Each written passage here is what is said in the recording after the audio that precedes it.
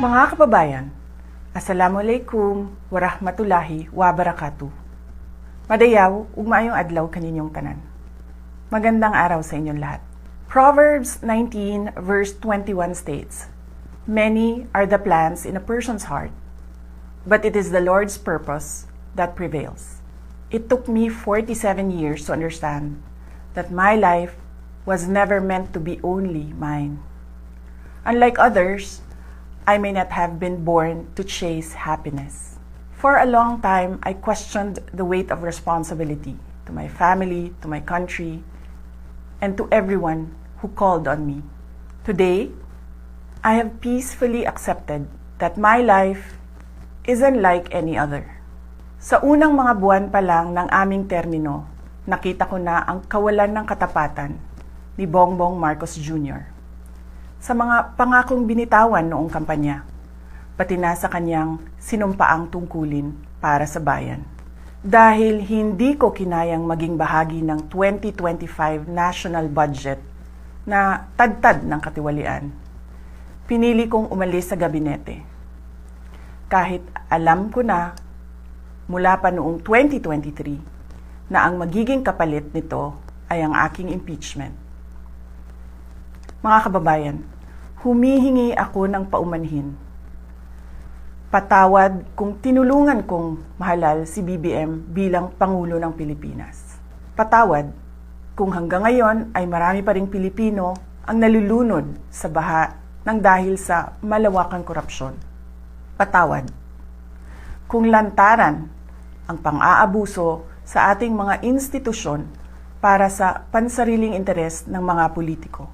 Patawad kung patuloy ang pagtaas ng presyo ng mga pangunahing bilihin habang nananatiling kapos ang kita ng bawat pamilya. Patawad kung wala man lang tayong tunay na seguridad sa pagkain. Patawad kung may mga nagkakasakit at binabawian bigla ng buhay dahil sa kakulangan ng maayos at epektibong healthcare system. Patawad kung ang mga dinadaanan ninyong kalsada, tulay at proyektong pinondohan ng taong bayan ay madalas masira.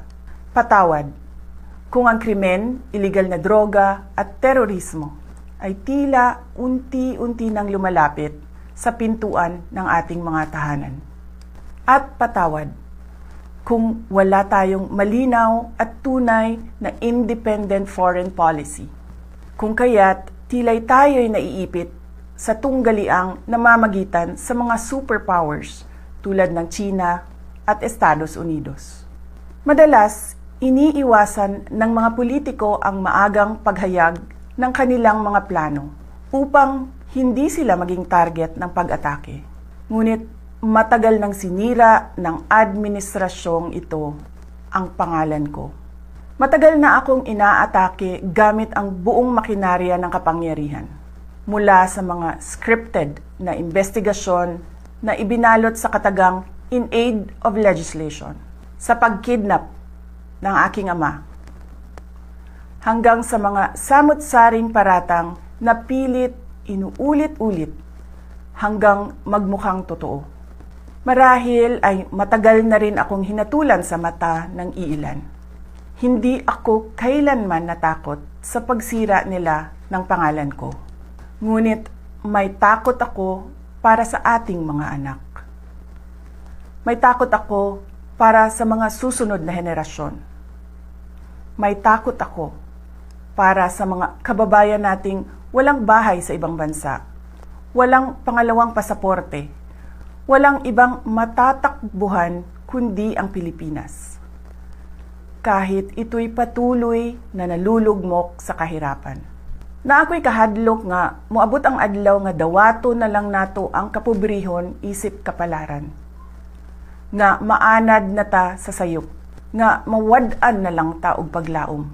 Ug labaw sa tanan, na ako'y kahadlok nga moabot ang adlaw nga wala na tay Pilipinas nga ikahatag sa atong mga anak. I cannot kneel before each and every Filipino to beg for forgiveness. Instead, I offer my life, my strength, and my future in the service of our nation.